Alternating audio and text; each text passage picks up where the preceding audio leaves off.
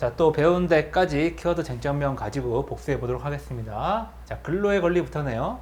자, 근로의 권리에 근로의 기회 제공 요구할 권리가 포함되는지, 자, 포함된다고 봤죠? 자, 근로의 권리는 자유권적 성격과 자, 사회권적 성격을 다 두루 갖추고 있다라고 이제 헌법재판소가 보고 있다고 봤죠. 따라서 이제 침해받지 아니할 권리와 이렇게 국가에 대하여 근로의 기회 제공 요구할 권리 둘 다 가지고 있다. 자, 근로의 권리에 자, 그런데 직접 일자리를 청구하거나 자, 생계비 지급 청구하는 건 자, 포함되고 있지 않다고 봤죠. 자, 직접 일자리 청구나 자, 그에 대한 자, 생계비 지급 청구 자, 이런 건 인정되고 있지 않다. 자, 고용 증진을 해달라고 자, 사회 경제적 정책을 요구할 권리가 있다는 거죠. 근로의 권리는. 따라서 이렇게 직접 일자리나 자, 생계비 지급 청구 포함되지 않는다. 최소한의 근로 조건을 요구할 수 있는 권리에 자, 외국인의 기본권 주체성이 인정되느냐? 자, 인정된다고 봤죠. 자, 근로의 권리는 원래 자, 급부를 요구하는 거니까 자, 국민만 자, 주체가 될 수 있다. 다만 자, 근로의 권리는 일할 자리에 관한 권리뿐만 아니라 일할 환경에 관한 권리, 자, 인간의 존엄성과 관련된 권리도 포함된다고 봐서 우리 헌법재판소는 자, 그런 인간의 존엄성 보장을 위한 자, 최소한의 근로조건 요에 관해서는 자, 외국인도 기본권 주체가 될 수 있다 봤죠. 자, 여기 나오죠. 일할 환경에 관한 권리. 자, 이거는 인간의 존엄성과 관련된 것으로서 자, 인간의 존엄성 침해를 방어하기 위해서는 자, 외국인에게도 인정되어야 된다. 자, 자유권적 측면이 있다고 봤어요. 자, 따라서 자, 외국인 근로자의 출국 만기 보험금. 자, 이게 퇴직금 성격이 있다고 했죠. 자, 이 퇴직금 성격이 있는 출국 만기 보험금을 자, 출국 후 지급하는 거. 자, 이게 근로자를 침해하냐? 침해하지 않는다 봤는데요. 자, 외국인도 자, 이렇게 출국 만기 보험금, 자, 퇴직금 같은 경우에는 자, 최소한의 근로 조건으로서 요거는 외국인에도 기본권 주체가 될 수 있다. 근로의 권리에. 다만 출국 후 지급하도록 한 건 불법 체류를 막기 위한 것에서 불가피하다 했죠. 따라서 근로자의 침해는 아니다. 출국 만기 보험금 요 지급 시기에 관한 외국인 근로자의 근로의 권리 주체성이 인정된다는 전제하에서 이렇게 침해하지 않는다 나온 거죠. 자, 노동조합이 근로 권리 주체가 될 수 있는가? 자, 근로의 권리는 개인이 가지는 권리라고 했어요. 개인이 국가에 대하여 자, 근로 기회를 제공을 요청하는 것, 요구할 수 있는 권리라고 했죠. 따라서 노동조합은 자, 근로의 권리 주체가 될 수 없다. 다만 이제 근로 상권의 주체가 될 수 있죠. 노동조합은. 자, 연차 유급 휴가에 관한 권리가 자, 근로의 권리 내용에 포함되냐? 자, 근로자의 건강하고 문화적인 생활을 실현하기 위한 조치로서 자, 연차 유급 휴가 제도를 두고 있다고 했죠. 따라서 요거는 자, 인간의 존엄성 보장에 관련된 최소한 핵심적인 근로 조건에 해당한다. 따라서 근로의 권리 내용에 포함된다고 봤고요. 자, 1년 미만 근로자가 퇴직급여 청구할 수 있는 권리가 자, 근로의 권리에 포함되냐? 자, 이건 포함되지 않는다고 했죠. 자, 퇴직급여 같은 경우 자, 퇴직급여 같은 경우에는 자, 사회보장적 성격이 강하다고 했죠. 자, 이런 사회보장적 성격에 의해서 자, 기본권 형성이 입법 형성이 강하게 광범위하게 인정되는 분야여서 이렇게 근로의 권리 포함되지는 않는다. 자, 초단시간 근로자 퇴직급여 적용 제외가 23조 3항 위반이냐? 자, 위반은 아니라고 봤어요. 초단시간 근로자 같은 경우에는 네, 요 퇴직급여 원래 목적이 그거죠. 장기간 근무한 사람이나에게 또 사업장에 기여를 많이 했을 거 아니에요. 자, 그거에 대한 보상으로 이제 퇴직금을 주는 건데, 초단시간 근로자 같은 경우에는 이렇게 장기간 근속을 유도한다거나 이런 케이스가 아니죠. 그래서 퇴직급여 목적과는 좀 떨어진 근로자니까, 자, 그걸 적용 제외한다고 하더라도 32조 제4항 근로조건 법정주의 위반은 아니다. 자, 근로조건을 정한 이 법률이 근로권리 침해 여부의 심사 기준, 입법 재량 일탈 여부를 판단한다고 했죠. 자, 원칙적으로 우리 근로조건은 노사 합의로 이루어지는데, 다만 우리 헌법이 규정한 거는 인간 존엄성 보장을 위해서는 최소한의 규율은 법이 해야겠다. 자, 그런 취지에서 이제 근로조건 법정주의를 두고 있는 거죠. 자, 그런 취지를 보건대 1차적 원칙 1차적으로는 노사 합의를 통해서 근로조건을 정하고, 다만 그 근로조건을 정할 때 있어 인간의 존엄성을 침해하지 않도록 최소한의 규율은 해야 된다. 그런데 이 최소한의 규율은 시대상에 따라 바뀐다고 했죠. 따라서 입법 재량이 인정되는 분야다. 그래서 그 위배 여부, 침해 여부 심사할 땐 입법 재량 일탈 여부로 심사한다. 4인 이하 사업장 부당해고 구제 절차 적용 제한계, 근로의 권리를 침해하느냐, 이렇게 입법 재량 일탈 여부로 심사하게 돼서 4인 이하 같은 경우에는 소규모 업체니까 너무 부담을 주면 안 되겠죠. 따라서 부당해고 구제 절차 적용 제한계 합리적 이유가 있다고 봤고요. 직장 변경 횟수 제한한 게 근로의 권리를 제한하는 것이냐? 직장 변경 횟수는 직장 바꾸는 걸 못하게 하는 거니까 직장 선택의 자유에 대한 제한이고, 근로의 권리의 제한은 아니라고 했어요. 근로연도 중도 퇴직자로 하여금 연차 유급 휴가를 보장하지 않는 게 근로의 권리를 침해하느냐? 앞서 봤듯이 연차 유급 휴가 제도는 핵심적인 근로 조건이라고 했죠. 따라서 근로의 권리의 내용에 포함된다.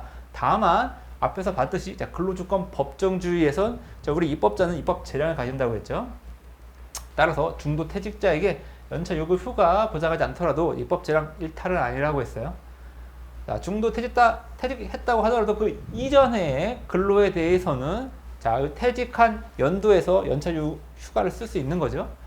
그런 점을 봤을 때 중도 퇴직한 그 해에 발생한 거에 대해서 연차 휴가를 보장하지 않는다 하더라도 이거는 과도한 제한은 아니다. 해고 예고에 대한 권리가 근로의 권리 내용에 포함되느냐? 해고 예고도 해고에 관련된 것으로서 이건 해고는 근로자에게 미치는 영향이 엄청 크죠. 따라서 이거는 핵심적인 근로 조건이다. 근로 내용에 포함된다. 6개월 미만 월급 근로자를 해고 예고제에서 적용 제한 게 근로의 권리 침해한 것이냐? 이건 침해한다고 봤죠. 6개월 미만 월급 근로자예요. 월급 근로자. 6개월도 꽤 길죠. 5개월 정도 근로자로서 일했으면 계속 근로할 기대가 있는 거죠. 따라서 이거는 해고 예고 제도 적용 대상으로 해야 된다. 적용 대상 해야 되는데 뺐으니까 근로 권리 침해한다 봤고요. 이거 봤죠? 이거는 3개월 미만 일용 근로자예요. 일용 근로자.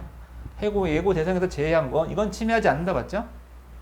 일용 근로자는 매일매일 계약을 갱신하는 사람으로서 계속 근로할 기대가 높지 않죠. 따라서 이건 해고 예고 대상에서 제외하더라도 침해는 아니다. 국가의 직장 상실에 대한 보호 의무 위반 판단 기준. 기본권 보호 의무 위반 판단 기준 똑같죠. 가소보호 금지 원칙으로 심사한다. 축산업 근로자 같은 경우 근로조 기준법 근로 시간이라든지 휴일 규정이 제외되는데요. 적용 제외한 게 근로의 권리를 침해하느냐?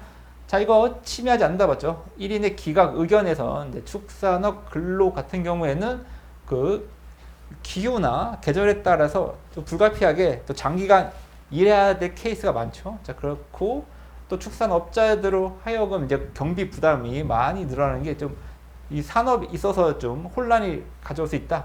그런 의미에서 침해는 안 된다 봤는데요. 근데 5위는 또 헌법 불합치 의견이었죠. 1위는 기각인데 불구하고 법적 의견은 기각 의견이 됐다. 잘 봐두시고요. 근로상권의 성격.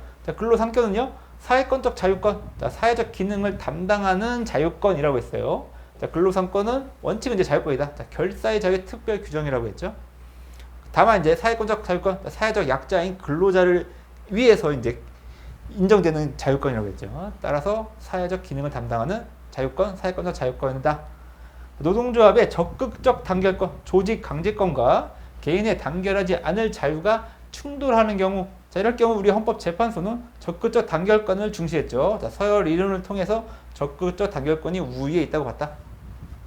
노동조합의 조직 강제권이 단결하지 아니할 자유보다 특별한 의미를 가지는지, 특별히 의미가 있다고 했죠.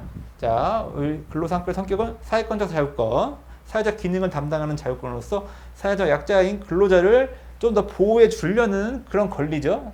따라서 이거는 자유권을 수정하는 의미를 갖는다.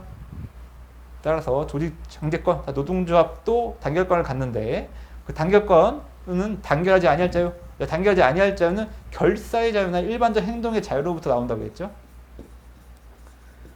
이 자유보다 그래서 특별한 의미를 갖는다.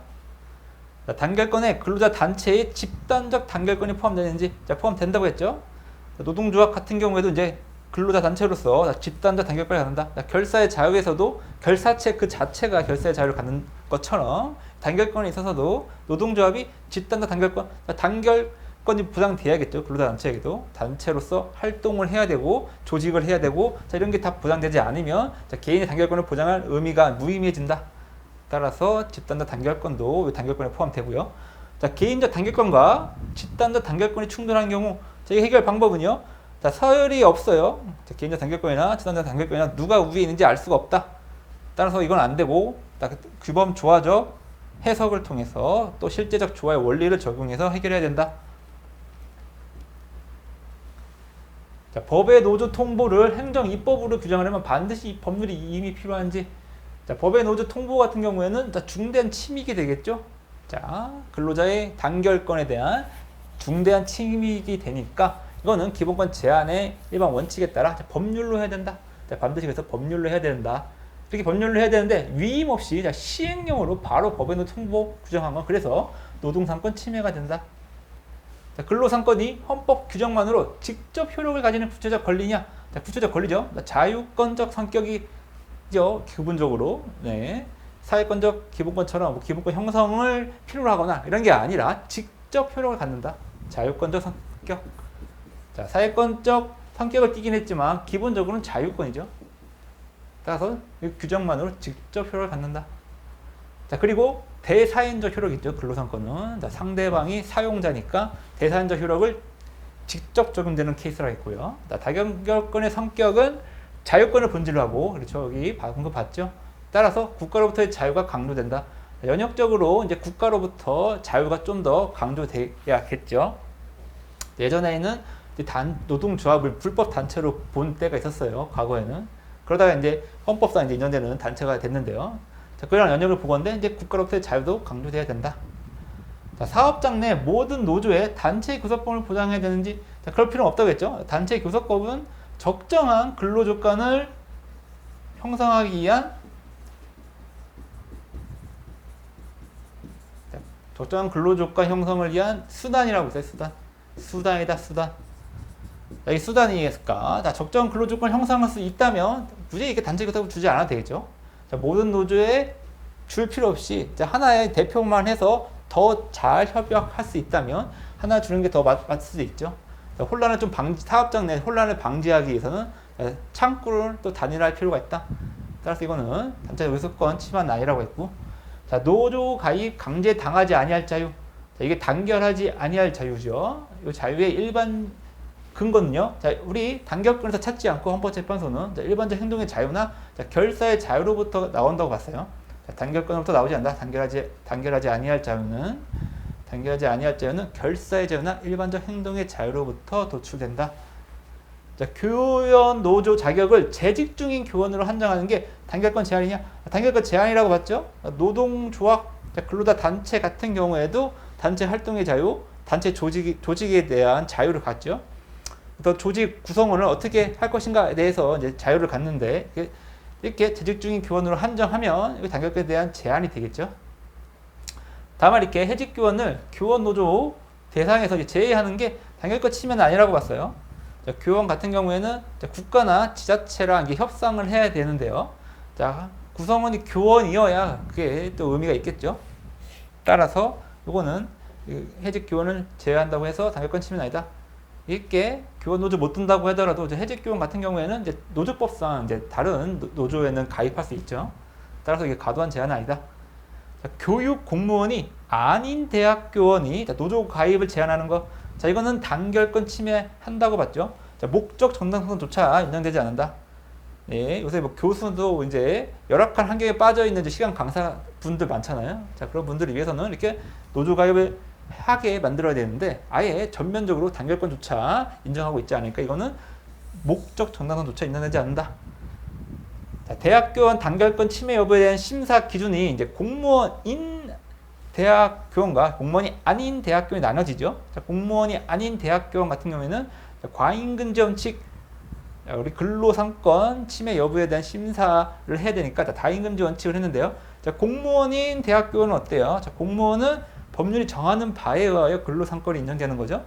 따라서 자, 법률이 정하는 바에 의한 거니까 자, 입법 형성 일탈 여부를 심사했다. 자, 이렇게 일탈 여부, 입법 형성 일탈 여부를 심사했지만 자, 교육 공무원인 대학 교원에게도 노조 가입 제한하는 건 좀 과도한 제한으로 봤어요. 그래서 근로상권 침해다. 자, 청원 경찰에게 근로상권이 보장되는지, 자, 청원 경찰도 자, 특별한 의무를 좀 가지고 있긴 하지만 자, 국가나 지방자치단체가 계약한 게 아니라 청원주와 계약한 관계에 있는 거죠. 자, 그래서 근로자의 지위가 있다. 그런데도 불구하고 근로상권을 전면 제한하는 건 그래서 근로상권 침해가 되는 거죠. 자, 특수경비원 같은 경우는 자, 공무원이나 항만 이런 데서 경비 업무를 하는 사람이라 좀 제한을 둘 필요가 크죠. 자, 그래서 일체 쟁행이 금지하는 것, 자, 경비 업무를 제한하는 일체 쟁행이 금지하는 건 단체인권 침해하지 않는다. 자, 사용자의 노조 운영비 원조 금지, 원칙을 이렇게 두면서 예를 두 가지밖에 안 뒀죠. 자, 두 가지 예를 제외하고는 전부 다 이렇게 원조 금지한 건 단체 교섭 침해한다고 봤어요. 단체 교섭을 통해서 자, 노조가 이제 전리품이라고 하죠. 이렇게 좀 가시를 따낼 수 있는 건데 이렇게 법으로 금지해 놨으니까 네, 노조 운영비를 이렇게 받아낼 수 없는 거예요. 그런데 그건 이제 단체 교섭권에 대한 침해. 그러니까 노조의 자주성을 목적으로 한 건데 노조의 자주성을 이제 저해할 우려가 없는 거, 저해 우려가 없는 거에 대해선 수단의 적합성조차 인정되지 않는다고 봤죠.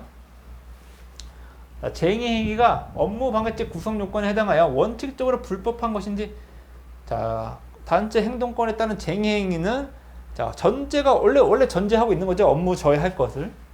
자, 이렇게 헌법에 보장된 기본권 행사 행위를 우리 형법이 바로 불법하다고 하면은 문제가 있는 거죠. 정당한 기본권 행사인데 당연히 그래서 구성 요건에 해당하여 원칙적으로 불법한 것이는 볼 수는 없다. 자, 환경권이네요. 자, 환경권은 종합적 기본권을 성격을 가진다고 하죠. 자율권적 성격도 있고, 보호보장 청구권, 사회권적 성격도 있다. 자, 건강하고 쾌적한 환경에서 살아갈 거를 방해하지 말아주세요 라는 자율권과 자, 그런 환경에서 살도록 요구할 권리 둘 다 있다. 그래서 종합적 기본권이라고 하고요.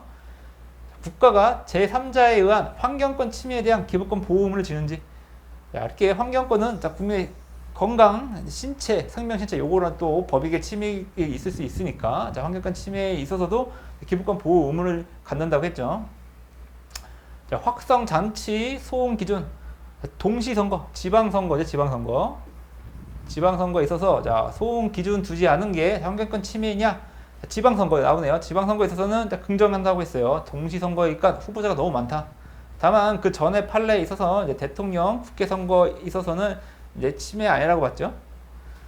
자, 36조 1항으로부터 혼인과 가족 생활의 자유가 도출되는지, 이렇게 자유권이 도출되느냐? 원래 원칙 규범이고 헌법 원리 규범이라고 하는데요. 자, 법 규정상, 우리 헌법 규정상 권리라고 되어 있진 않죠. 그냥 원칙 규범, 헌법 원리인데 자, 국가가 이렇게 혼인과 가족생활을 보장한다라고 돼 있어서 자, 혼인과 가족을 스스로 결정하고 형성할 자유가 여기 다 포함된다고 보고 있죠. 도출된다. 이렇게 헌법 원리인데 원래 자, 헌법 원리로서 36조 1항의 내용은 소극적으로는 혼인과 가족을 이유로 이렇게 불이익 조치를 금지하고요. 차별하지 말아라. 적극적으로는 이제 지원하는 걸 말하는 거죠. 적절한 보호 조치를 취하라. 혼인과 가족 생활에 있어서 차별 금지 명령. 자, 혼인과 가족을 차별로부터 특별히 더 보호하는 것이다. 우리 헌법이 11조의 평등 원칙을 규정하고 있음에도 불구하고 이렇게 36조 1항에 따른 혼인과 가족 생활 보장 규정을 둔 거는 혼인과 가족 생활에 있어서는 부당한 차별을 더 하지 말라는 구체적으로 규정한 것으로서 특별히 더 보호하려고 하는 것이다. 자, 그래서요, 혼인과 가족 생활을 근거로 한 차별 취급에 있어서는 비례 원칙에 따른 심사를 하게 되죠. 특별히 더 보호하라는 취지로 규정을 해석하니까 비례 원칙에 따른 심사를 하라. 자, 부모가 자녀 이름을 지을 자유. 자, 이거는 36조 1항도 근거가 된다고 했죠. 자, 가족 생활에 있어서 자녀 이름을 지으는 건 또 핵심적 요소가 된다고 했죠. 필수적 요건이니까 이거는 36조 1항 가족 생활의 자유로부터 나온다. 자, 행복추구권으로부터도 당연히 나온다. 자, 그래서 임명령 한자 제한하는 게 이렇게 부모의 자녀 이름 자유를 제한하게 되지만 침해는 아니라고 했어요. 자, 임명령 한자 아닌 한자를 쓴다 하더라도 이게 불술이 되는 건 아니고 뭐 권리 의무 이런 데에 많이 영향을 주는 것도 아니니까 자, 이렇게 치면 아니다. 36조 1항에서 보호되는 혼인은 자, 사실은 포함 안 된다고 했죠. 자, 법적으로 승인된 혼인만 헌법의 보호를 받는다고 했어요.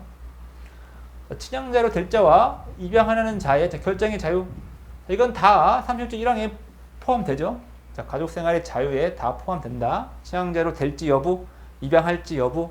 자, 게다가 친양자 입양해서 친생 부모도 자기 친자가 이제 다른 가족이 되는 거니까 자, 그거에 대해서 이제 기본권을 갖는다.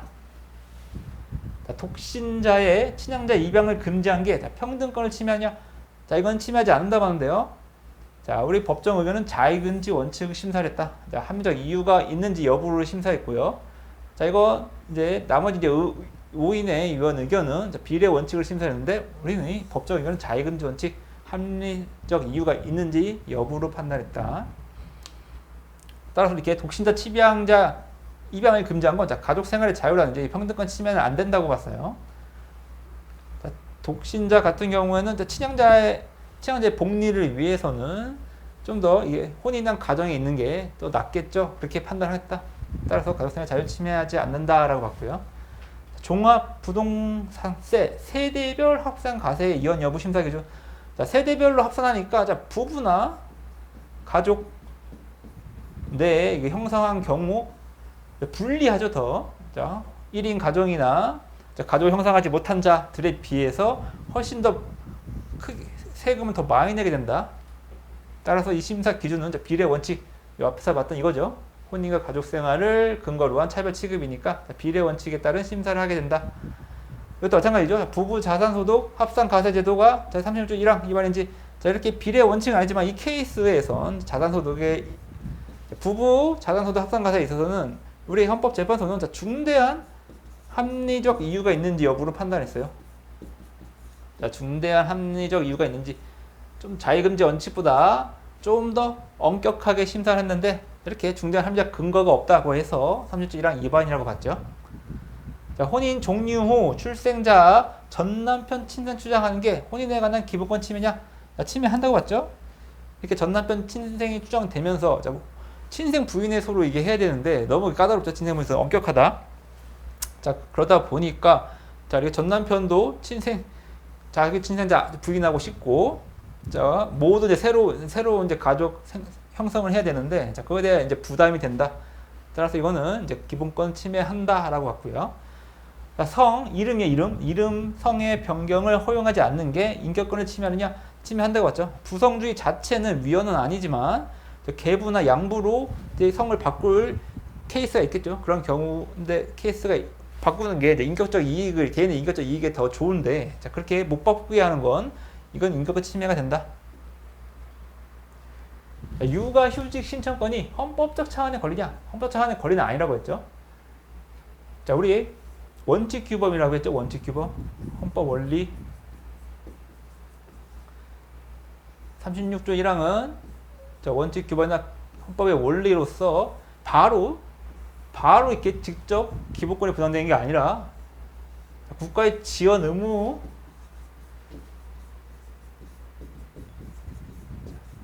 국가의 지원 의무가 나온다겠죠. 그 내용으로 국가의 지원 의무만 나온다. 따라서 이게 구체적으로 육아휴직 신청권 이런 거는 바로 직접 도출되지 않는다. 8촌 이내 혈족 사이 혼인할 수 없도록 한 거. 자, 이거 혼인의 자유를 침해하느냐? 자, 이거 침해는 아니라고 봤고요. 다만 이렇게 8촌 이내 혈족 사이 혼인을 전부 무효로 하는 건 혼인의 자유 침해라고 했죠. 자, 이렇게 8촌 이내 혈족 사이 혼인이다 하더라도 자, 자녀가 있다거나 네, 서로 이제 신뢰관계가 형성된 경우, 자, 이런 경우에는 이제 소급해서 무효로 돌릴 이유가 없겠죠. 네, 가족제도의 기능 유지를 위해서도 자, 입법 목적이 가족제도 기능 유지, 자, 이런 걸 보건데도 오히려 이렇게 유지하는 게 더 필요하다 이런 경우에는 따라서 전부 무효로 하는 건 혼인의 자유 침해다. 자, 보건에 관한 권리, 국가적 급부 요구할 수 있는 권리를 포함하느냐? 자, 포함한다고 했죠. 건강, 자, 건강은 행복의 전제 조건, 그리고 자유 행사의 실질적 조건으로서 자, 건강에 대해서는 이제 국가에게 적극적인 국부를 요구할 권리가 있다. 따라서 급부 요구할 수 있는 권리 포함된다. 자, 여기까지 또 배운 데만큼 또 복습해 봤습니다.